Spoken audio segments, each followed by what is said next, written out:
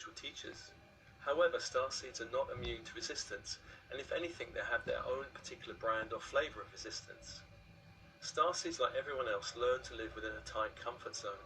The guardians of this zone are things like apathy, doubt, fear, hurt, and other forms of resistance. Starseeds in this tight zone forget their multidimensional nature and have a sense of being disconnected from their own light and from source energy. The energy grids around and within the Earth are shifting. Now, I was born in the late 50s when the old karmic Earth grid was very much in place and the new crystalline grid hadn't formed. I grew up connected to this old Earth energy, and when I came to the spiritual path was taught grounding. But most of the spiritual teachers I met did not really know that a new Earth grid was forming. In sessions, I find that most starseeds as clients are still far too much connected to the old Earth grid. It's a simple matter to teach our energy fields to align with a new grid and dissolve the old. When this happens, starseeds feel increasingly at home on this new ascending timeline. This alignment helps reduce resistance to awakening to their full power and potential. Starseeds are here to end an ancient darkness. This planet is now a sacred planet, an ascending planet. For thousands of years, this planet was a low-frequency dark planet, where dark forces had been in control, manipulating the masses. Even for a starseed who has not awoken, there's a deep feeling that something's not right in the planet. Many starseeds are super sensitive and feel lower frequencies around them. Many have been subjected to psychic attack on the astral planes. Many have a deep desire to escape this dimension.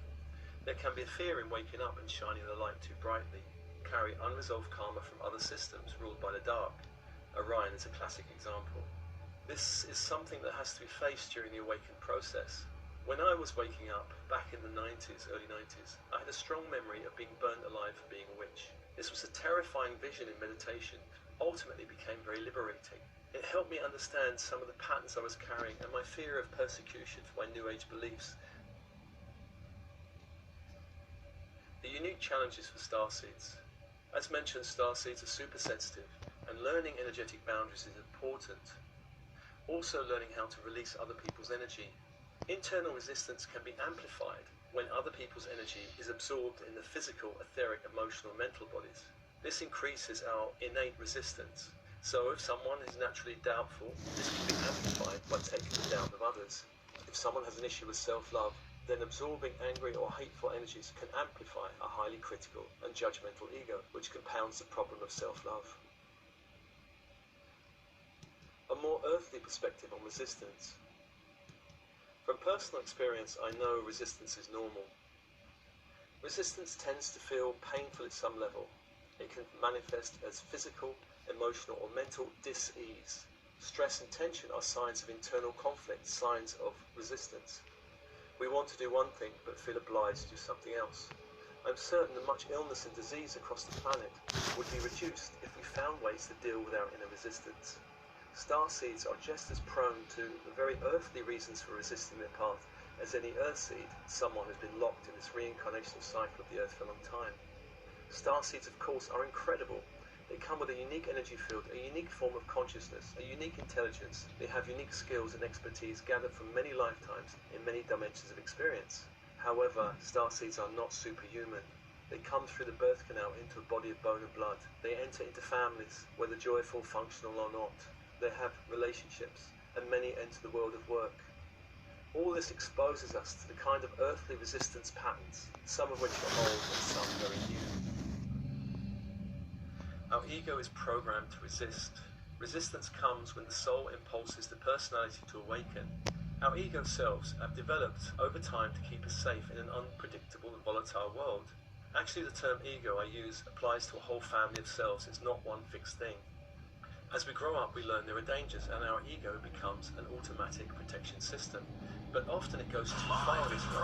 The ego seeks to protect us and does not understand this possible awakening. Its job is to protect us from threats such as falling flat on our face, disappointment, humiliation, going broke, madness, and more. It sees life as a series of threats to be dealt with, very much like white cells in the blood that attack any invading bacteria or virus. Similarly, our ego will defend us from the light.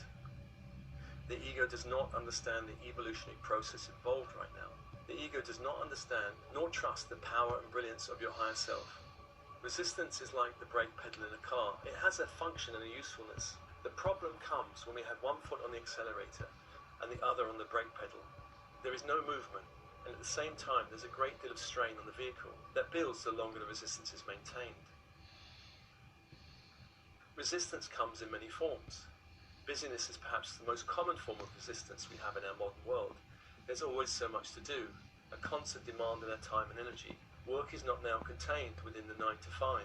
At some level we keep this going to avoid the elephant in the room, so to speak. Apathy is another common form of resistance, the feeling of being unmotivated. There seems so many obstacles to moving forward, and it just takes so much energy, so better do nothing. Confusion is another resistance. We live in an age of information overload, too much information leading to too many possibilities, and some people feel they need to research endlessly before taking a step forward. This is of course resistance. Powerless is another powerful resistance. Perhaps we feel embedded in a system of control. We feel we have no say in how those systems operate. We seek to change but do not feel we have the power to make change happen. This sometimes can lead to fantasy, which is an escape from reality. Addiction to computer games is a big form of resistance these days. Drama and conflict are other very common forms of resistance. Please remember that the world is our mirror. Life is constantly giving us feedback. What seems to be coming from the outside is actually reflecting something on the inside. In my life, conflict has been one of the forms of resistance that has shown up in those moments where I could choose a higher way. Conflict is usually painful, but it's familiar, which is why we choose it over our soul's destiny.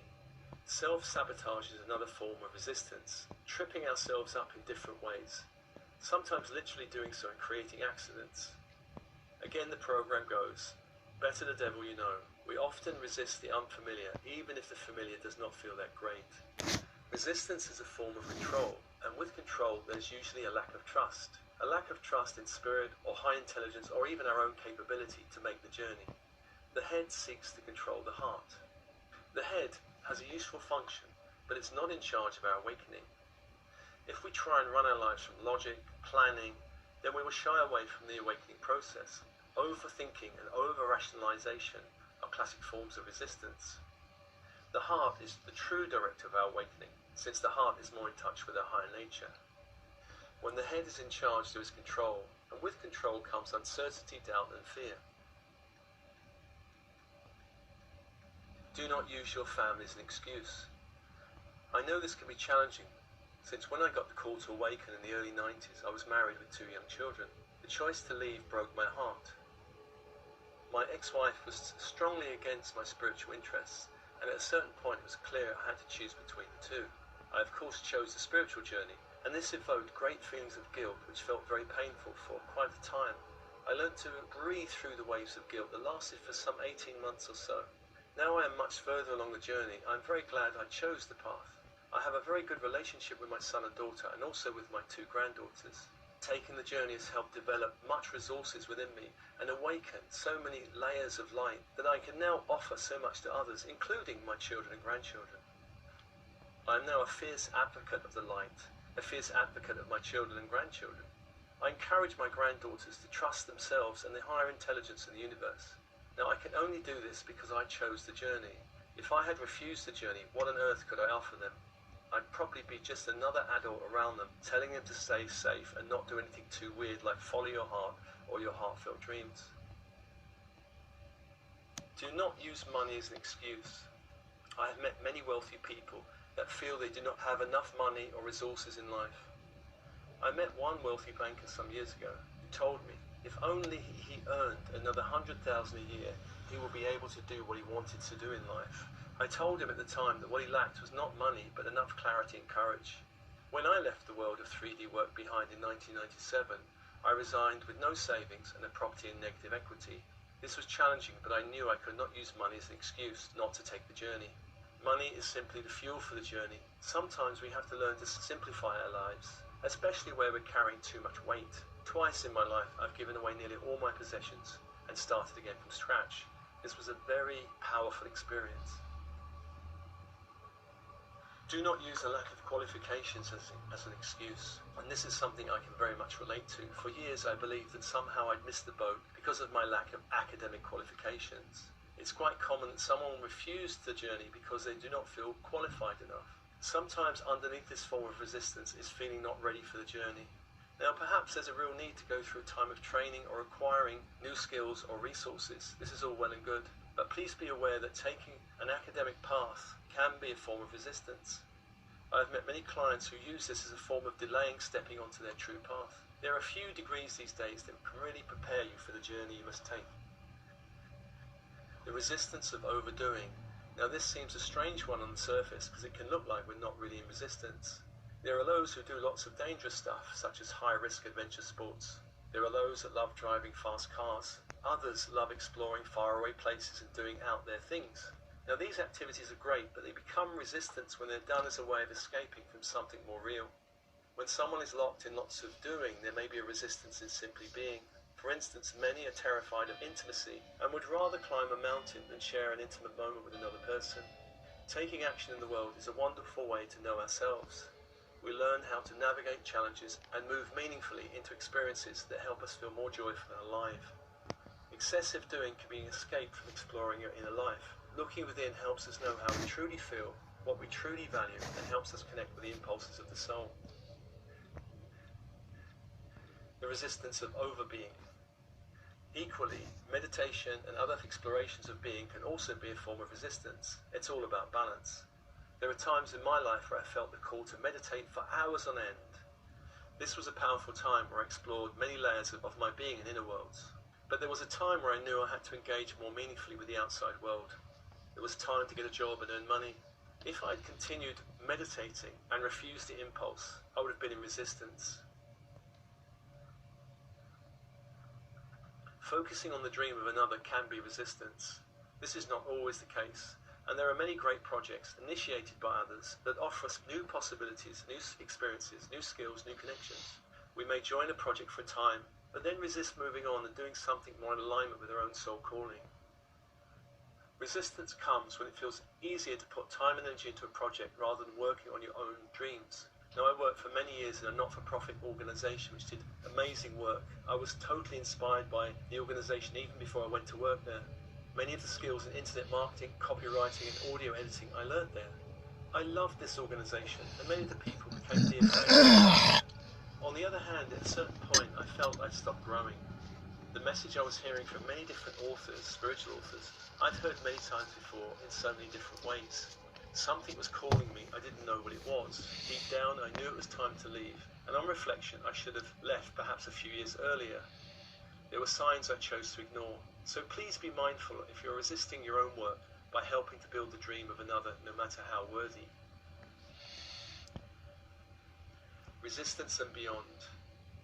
If you listen to the whispers, you do not need to hear the shouts.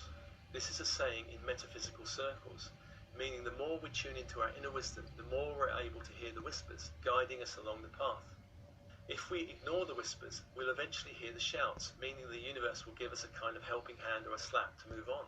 This helping hand, and certainly the slap, may feel unwelcome, but at a deeper level our soul has initiated a change. In my story about working for the non-profit organisation and overstaying my time there, I was ignoring the signs. I was ignoring my feelings. Our higher self and guides are always speaking to us through all kinds of channels. Perhaps a conversation that touches you, perhaps a message within a film. But if we're in resistance, we will miss the messages. We will filter them out. If we doubt the light, we will always doubt the signs. Now, I had a coaching session many years ago with a coach who's now a good friend told me some years later about this session. And in the session, he asked me what was truly in my heart. And I replied something like, making writing and being an author the centre of my life. He asked me what it would take to make that happen. Now, I completely had forgotten this conversation, but he reminded me of it. He told me my reply was that I would need to leave the organisation that I'd loved so much. Now, even after being reminded of this conversation, I have no recollection of ever saying it. This is a sure sign that resistance was running in me at some level. There are different methods to deal with resistance. The Dalai Lama once said, "Know your enemy, for your enemy is a good teacher." When we turn and face our resistance and learn to handle it, we're in a sense growing up. We're upgrading our ego selves. There are many ways to do this, and I have my own method within the Soul Matrix healing system, and this system is one amongst many. I have found that awareness is always better than ignorance. When we know our resistance pattern, we're more able to handle them and do something about them. Generally, as a rule, I have found that acceptance and surrender work better than control and hanging on. When we surrender and accept our mission, life opens up in so many unexpected and miraculous ways. There is a brilliant motto: feel the fear and do it anyway. We're usually most afraid of where we need to go, most afraid of the step we need to take. Now, there is a distinction between resistance and intuition, and this was a lesson I learned in my late 30s. I was dating someone and felt that we should just be friends. When I told her, she said, "How do you know that's not your fear speaking?" And at the time I couldn't answer, so I went away and really examined this. How did I know the difference? Well, after a few weeks I managed to work it out. The good news of this story is that we remained very good friends. Everyone has a different answer to this question, of course. I'm assuming for most people there'll be a feeling between the two that's different. Please take time to reflect on how would you answer this question. Examine and update your limiting stories. It's natural for us to attempt to make sense of the world. We try to see patterns in our reality. We do this from a very young age. If we touch an open flame as a child, we learn that that dancing orange thing that looks so fascinating should not be touched. There are many other patterns that we learn. These patterns form our assumptions and belief about the world. These assumptions and beliefs form our stories about ourselves and the nature of reality. Every story we hold is limiting in some way. Stories can include ideas like life never works out, I do not have what it takes, I will never be successful, money flows through my hands like water, the system is always against me, corporations are evil, the world is unsafe, I will never find love, and so on. Now, with awareness comes change. Often these stories contain a great deal of emotion and lots of evidence that tell us that these stories are somehow true. Stories do not reflect the truth of reality, nor of ourselves. To reverse limiting stories, start with awareness, and then look for evidence in your reality for the opposite. So, for example, if you believe that the world is a place of suffering, start actively noticing the joy around you. At first this might be difficult, because you've got a filter over joy coming in through all of your senses. But with perseverance, you'll start to notice people actually smile, people actually laugh, some actually know how to have fun. If you look deeply into the world, you'll see that your limiting stories are all made up, and this realization is very liberating.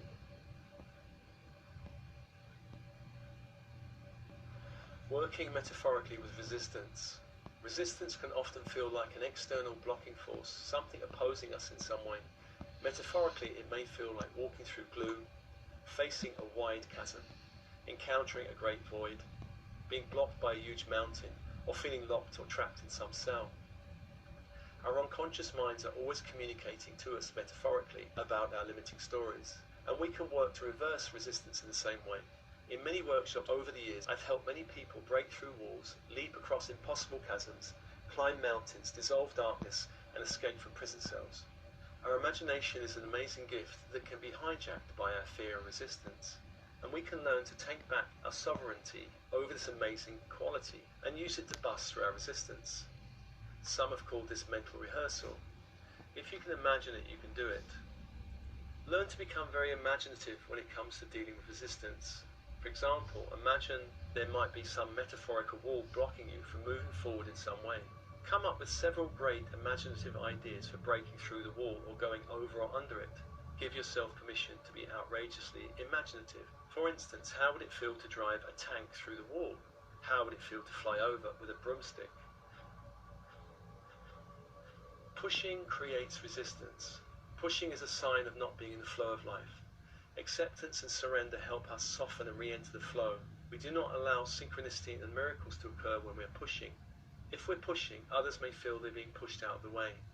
Pushing is a 3D quality. It does not allow for a win-win situation. If you're pushing to get somewhere or obtain something, it might not actually be in your highest interest to get there or obtain that desired thing or experience. Trust that the universe will bring you your highest good. Avoid pushing, because this is a sign that you do not trust anything meaningful will happen unless you push to make it happen. Remember, you create your reality, and a belief that nothing will happen unless we make it happen creates its own results. Conscious action is liberating. On the other end of the spectrum from pushing comes not taking meaningful action. There is a saying in some magical circles that says, where there is fear, there is also power. Fear is an energy that, when understood and embraced, turns into excitement. I learned this lesson many years ago when I took my son at the age of 14, rock climbing and abseiling in the Lake District. Our instructor took us on a climb, then tied a rope around a large rock and said, "Here we are, we're going to abseil down now." I looked down at some 300-foot drop to rocks below, and I'd never abseiled before, nor had my son. My son took a look and said, "I'm not doing that." Needless to say, we both did it, and we both felt it was one of the most invigorating experiences of our lives. As many who engage in such activities know, there is a thin line between fear and exhilaration. Often we can generate resistance by thinking too much. We may think about starting a business but never take the step to make it happen. If we do this, we're feeding our doubts and fears. Life is meant to be a learning experience. Growth is one of the prime reasons why we're here. As Martin Luther King Jr. famously said, faith is taking the first step, even when you don't see the whole staircase. We are multi-dimensional beings, and there's much that's being released in this lifetime. So when resistance comes up, simply notice it and breathe. Embrace your resistance rather than berating yourself. Own your fear and all forms of resistance so that it does not own you. Trust your inner wisdom and the higher intelligence at work in your life to show you the next step. Quit over-planning and start dreaming. Embrace courage. Many people do courageous things while feeling afraid. It's important to trust you have the strength and resources to find your way. Once you accept the journey, do not expect challenges to end. They will not. Do not expect resistance to end. There will be times where you feel alone, unsure, afraid. This does not have to stop you. Find people who inspire and support you on the journey. It's important to know you're not alone. There are many helping you right now, even if you cannot see or feel them. The journey does not end with the first step. There will always be others. Each choice you make for the light for your journey helps to strengthen the light within you.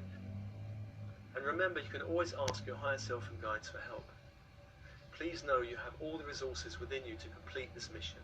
You're a map maker, pioneering consciousness, on a grand adventure of creating a new world. Do not fight resistance. Understand it, embrace it.